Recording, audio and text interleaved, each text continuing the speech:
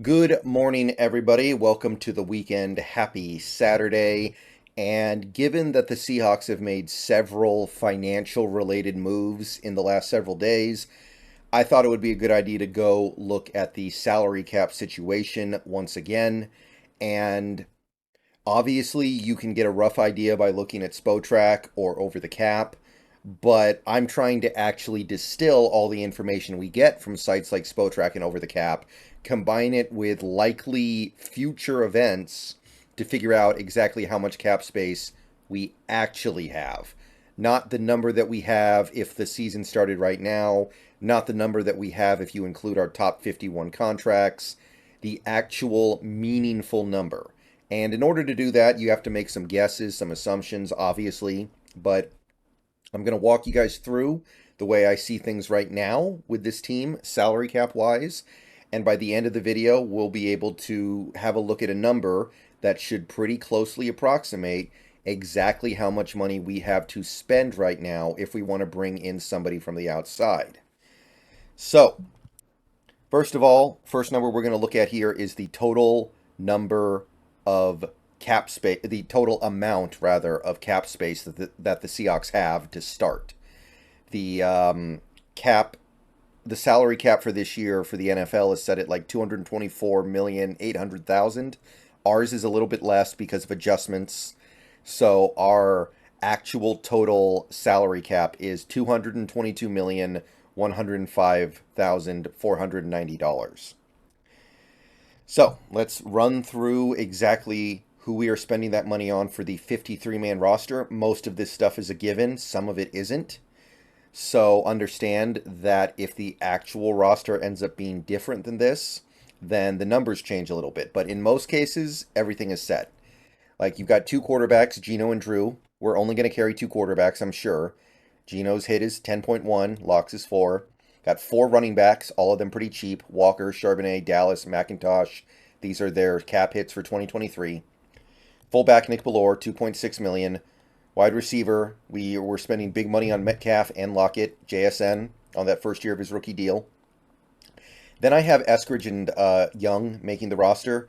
A couple months ago had Eskridge not making the team, but I feel like the team is already kind of moving towards. They're trying to pump him up for some reason. Either they're trying to pump him up because they know he's going to be here and they're trying to get something good out of him, or they're trying to trade him. But for now, I say he does make the roster along with Derek Young. There are other receivers that could make this roster instead of one or both of those guys, but I'll go with that for now. Tight end, Noah Fant, Will Dissly, Colby Parkinson. Pretty tough to imagine anything else happening. Offensive line, left tackle, we got Cross and Forsyth. Left guard, we got Damian Lewis, and I think Greg Island makes the roster with his minimum salary of $750,000. Center, Evan Brown and Oluwatimi. Right guard, Phil Haynes and Anthony Bradford. Right tackle, Abe Lucas and Jake Curhan. By the way, if you add up every salary on the offense that I have on this 53-man, it comes out to just under 89 million. Just a shade under 89 million spent on the offense. Okay, let's go over to the defense now. I've got Cameron Young and Brian Monet as the nose tackle. I know Jaron Reed may end up playing a lot of nose tackle this year, but I listed him at defensive end. It doesn't really matter, right? We're talking about money for the players that are going to be on the team. It doesn't really matter where they play. They make the same money. But you've got Young and you've got Monet. Remember the Monet thing, by the way. We'll come back to that before the end of this video. Defensive end, you've got Draymond Jones, Jaron Reed, Mario Edwards Jr., Mike Morris, and Miles Adams. I think those are going to be your defensive ends.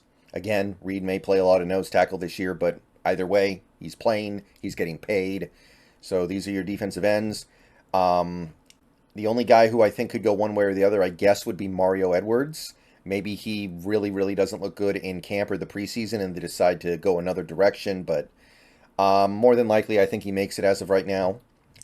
Inside linebacker, Bobby Wagner, Jordan Brooks.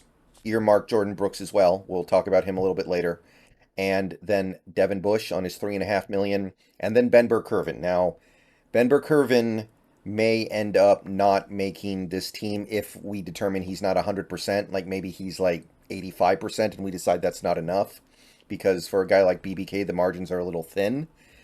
But If it's not Ben Burr-Kirven, it'll probably be John Radigan. And John Radigan would make the exact same salary, so it's not like that matters.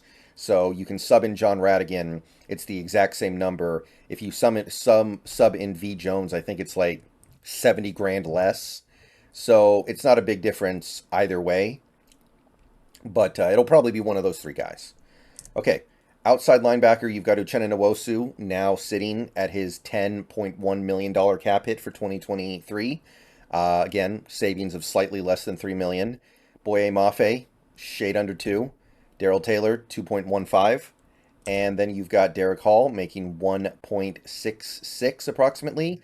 And then with Alton Robinson being out, looks like Tyreek Smith is going to be your fifth guy, 830 grand. So, yeah, lining up fairly well so far, I think.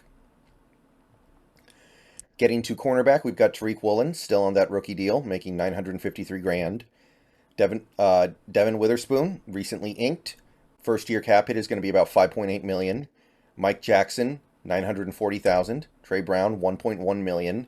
I think there's a real chance Trey Brown gets traded, but if he doesn't get traded, I'm pretty sure he makes the roster.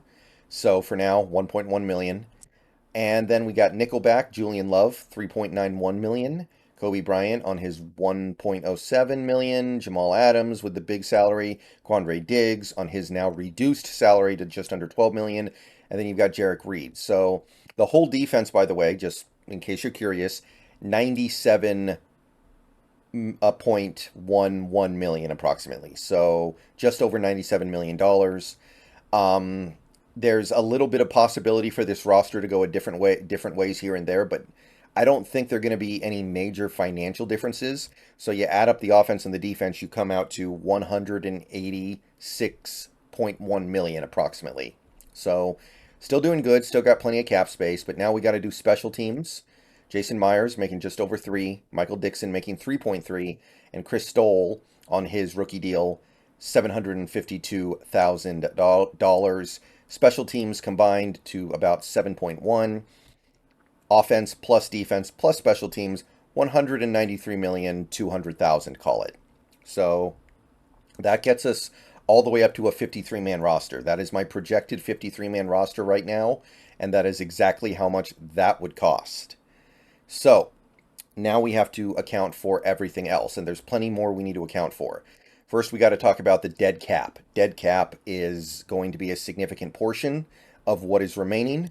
Starting with Gabe Jackson and his dead cap hit, we've got Carlos Dunlap, we've got Shelby Harris, we've got Quentin Jefferson, Al Woods, and we still have about as much as we have dead on Al Woods on Chris Carson.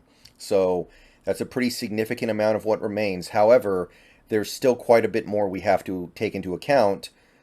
But luckily, it's more about the actual quantity of dead cap hits we're taking rather than the actual amount. If you don't understand what I mean is that there are going to be a lot of players that we're giving money to for dead cap hits, but the actual amounts of money per player are very small. So Alton Robinson, 87,000 dead. Bo Melton, 78,000 dead. Freddie Swain, 32.3 thousand dead. Josh Valentine Turner, Bubba Bolden, Scott Nelson, V. Jones, Deontay Williams, Chris Smith, Shamarius Gilmore, Cade Brewer, Matthew Gotel, Joshua Onugiogu, Robert Cooper, James Campbell, CJ Johnson, and Jonah Tavai. So all these guys are guys who have already been released either this offseason or the previous offseason. So their dead cap hits are locked in stone. They're guaranteed to be there. There's no way out of it. We can't do anything to reduce it or move it. Every dead cap hit I just went over is written in stone and can't be gotten out of by any way that I know of.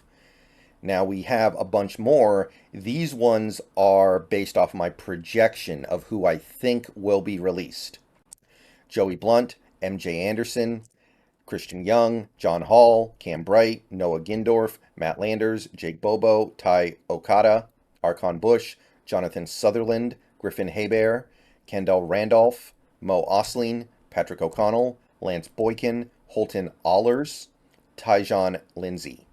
Now, all of these guys that I just listed, from Joey Blunt all the way down to Tyjon Lindsey, they haven't been cut yet, but If I get the 53-man roster correct, they will be before this is over. Now, these amounts could be reduced by as much as half or even 2/3 if we decide to treat the releases as post June 1st. But as you can see, if we do that, which we probably will do that, by the way, it doesn't make a significant difference. All these guys are making so little. All these guys account for so little dead cap, it wouldn't make a real difference. Like MJ Anderson would be 5K dead instead of 15K dead. Same for Christian Anderson. So if that is what the Seahawks end up doing, it's going to save maybe like 100 grand or 150 grand at most, because you add up all these numbers here between Joey Blunt and Tyjon Lindsey, it adds up to less than 200K. So you still would basically have the same numbers, the same results, and all the dead cap hits combined come out to $18,117,000. Well, closer to 18,118,000, and that gets your cap hits all the way up, your salary cap utilized all the way up to 211.3 million. So we're getting very close to that big number that I mentioned earlier. That is our full ability to spend. Now, there's a few more things we still need to take into account here. IR, we have one player on IR so far this offseason, Latrell Bumpus. So he counts for 450,000. And then we have to put together our practice squad. And this is the part that I think a lot of people forget. Practice squads count against the cap. You have to pay players on your practice squad money from your salary cap. So that has to be accounted for here, and this is going to take a pretty decent chunk of what is left. So quarterback X, I don't know who that quarterback is going to be, but I believe we will have a quarterback on the practice squad. I don't believe it'll be Holton Ahlers. But even if it is, remember, if you put a player on your practice squad, you have to release them first. So they still get their signing bonus. And then they go through waivers, and then you can pick them up on your practice squad. So if we did put a guy like Holton Ahlers on our practice squad, we would still be on the hook for the signing bonus. That would still be dead cap. Same for anyone else who can make the practice squad. But rest of the practice squad, I'm just projecting here. Bryant Kobach, Cade Johnson, Matt Landers, Jake Bobo, Tyler Mabry, who, by the way, part of me kind of wants Griffin Hebert to take his spot because I think Griffin Hebert is a more interesting and unique player. But we'll go with Mabry for now. It makes no difference cost-wise anyway. Jalen McKenzie and Kendall Randolph, those are your 8 practice squad players on the offense. As you can see, these all cost $207,000. That is literally the minimum amount that you can pay a practice squad player over an 18-week season. So we may end up having to pay more, or we may end up having to find players that are less desirable who are willing to come on for that amount. That is the minimum amount that you can pay a practice squad player. Excuse me. If the player has a couple years of NFL experience where they actually played in real games, that number goes up, but none of these guys qualify. Mabry comes kind of close, but he doesn't. Cade Johnson comes kind of close, but he doesn't. So all these guys, we could pay them minimum practice squad salaries. They may not be amenable to that. They may want to try to find a place they can go that'll pay them a little bit more. I don't know. But because we're going to be close to the cap, I went with minimum numbers here. And if these guys are not willing to play ball, it would not be that hard to find some guys who would be willing to play on your practice squad for the minimum possible salary. Defense, Austin Faolu, John Radigan, V. Jones, Joshua Onogiogu, Archon Bush, Lance Boykin, Jonathan Sutherland, and Joey Blunt. So the whole practice squad, all 16 players, costs just over $3.3 million, which gets us up to our number, for the moment, final number of $215,070,601. So you put all that together, the amount of cap space we have after building this practice squad is just over $7 million. $7,034,889. So keeping in mind that a NFL team will typically want to have $3 to $4 million in cap space when the season starts, we basically have $3 to $4 million that we could spend on bringing another player in from the outside. Now, one thing that's worth noting is if we did that, we would then get to shave a salary off the books. Like, for instance, if we bring in Shelby Harris, then we'd probably be releasing somebody like a Miles Adams or a Mario Edwards, and we would save a little bit of money there. So technically, we have maybe another million on top of the million that I just suggested to spend. So you could look at it more like 4 to 5 million, but it just depends on who you're releasing then and how much dead money you would have to account for with them. But you put that all together and you can get a very close approximation of where we likely are in terms of meaningful dollars. So after trying to crunch all the numbers, this is what I came up with. 7 million under the cap if everything goes right between now and the start of the season. Now, there's one other consideration here. We have two players that seem like, oh, well, I don't want to say likely, but it seems possible they start the season on IR. If that happens, we still have to pay them, and we also have to pay somebody else to be on the roster. So that would shave things down even more. So this first guy is John Radigan. Now, if John Radigan is on the roster in place of Jordan Brooks, because Jordan Brooks is on the PUP or IR, then you still have to pay Brooks, and then you have to pay Radigan an additional 940 grand. So that would take another little chunk out of the remaining cap space. The other guy would be Austin Foulu. It could be somebody else, by the way. This is just a name. But if Brian Monet is not ready to go week one and has to start on the PUP or even go on IR, then Foulu is an example of a guy you would probably have to bring onto the roster, and he would cost 750 grand, which is the minimum. And those two combined would cost almost 1.7 million, which would get you all the way down to 5.3 million under the cap. Again, if you bring somebody in, you can release somebody and kind of offset at least a little bit of the cost. But these are the potential endpoints of this offseason, in my estimation, in terms of salary cap stuff. So I tried to lay everything out very specifically. I tried to lay things out step by step. You can kind of see where if things don't go according to plan or things deviate, where things will change. Like if we decide we want to have a couple of veterans, like experienced veterans on the practice squad is going to get a little more expensive. If we decide that we want to carry maybe 5 million in space going into the start of the season, then we basically don't have anything to spend. But these are the numbers that I believe we are currently meaningfully working with. So let me know what you think. Let me know if you think I missed something. See you guys later. Go Hawks.